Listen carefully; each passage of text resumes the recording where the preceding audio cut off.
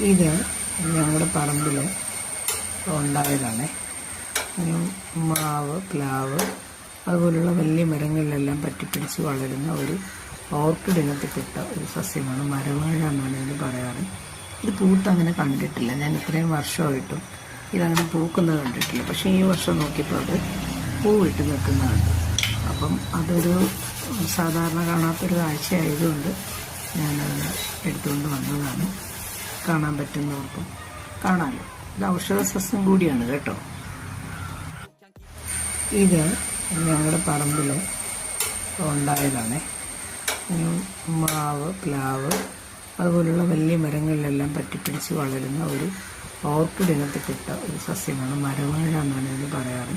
ഇത് പൂത്തങ്ങനെ കണ്ടിട്ടില്ല. ഞാൻ ഇത്രയും വർഷമായിട്ടും ഇതങ്ങനെ പൂക്കുന്നത് കണ്ടിട്ടില്ല. പക്ഷേ ഈ വർഷം നോക്കിയപ്പോൾ അത് പൂവിട്ട് നിൽക്കുന്നതുണ്ട്.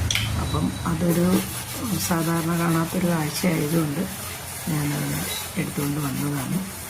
കാണാൻ പറ്റുന്നവർക്കും കാണാമല്ലോ. ഇത് ഔഷധ സസ്യം കൂടിയാണ് കേട്ടോ.